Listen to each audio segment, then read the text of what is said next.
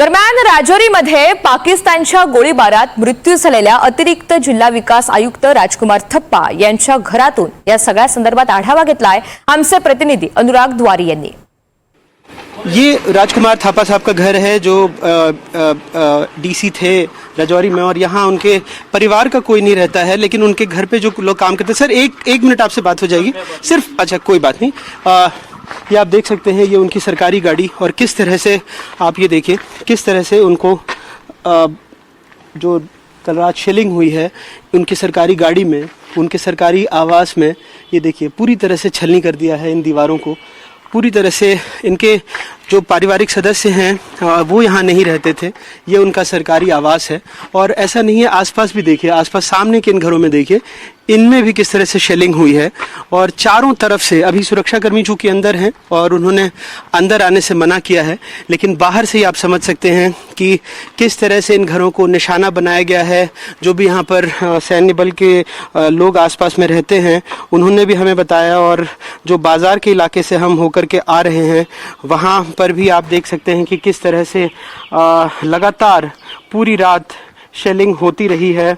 और इस जो पाकिस्तान की नापाक हरकत है उसमें जो राजौरी के डीसी हैं उनकी दुखद एक तरह से ये जो पूरा शेलिंग हुई है, पूरी गोलीबारी हुई है, जो एडिशनल डीसी थे राजकुमार थापा, उनके घर को जिस तरह से निशाना बनाया गया है। और जम्मू कश्मीर के जो मुख्यमंत्री हैं उमर अब्दुल्ला, उन्होंने भी इस बात की औपचारिक जानकारी दी। उन्होंने एक्स पर लिखा कि राजौरी से दुखद समाचार है, हमारे जम्मू कश्मीर प्रशासनिक सेवा के एक समर्पित अधिकारी को हमने खो दिया। वो कल ही डिप्टी सीएम के साथ जिले में घूम रहे थे, मेरी अध्यक्षता में हुई ऑनलाइन बैठक में शामिल हुए थे। आज उनके आवास पर पाकिस्तानी गोलीबारी की गई, राजौरी शहर को निशाना बनाया गया, जिसमें हमारे अतिरिक्त जिला विकास आयुक्त राजकुमार थापा की मौत हुई।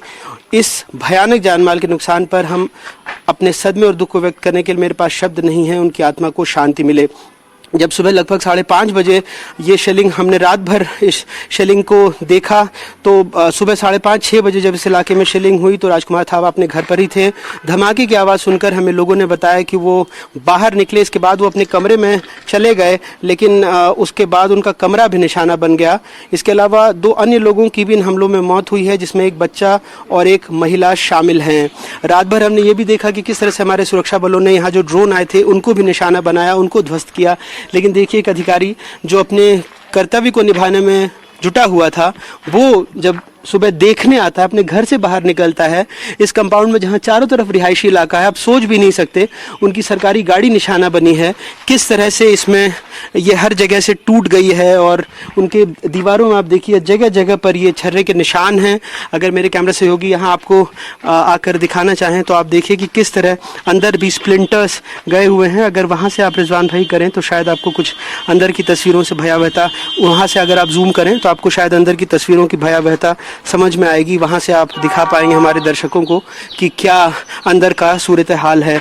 तो यहाँ जो भी लोग थे उनसे हमने बातचीत करने की कोशिश की, लेकिन अंदर जो सुरक्षाकर्मी हैं वो बहुत ज़्यादा अभी बातचीत नहीं कर रहे हैं। लेकिन एक भयानक हमला पाकिस्तान की तरफ से किया गया, निर्दोष नागरिकों को निशाना बनाया जा रहा है लगातार।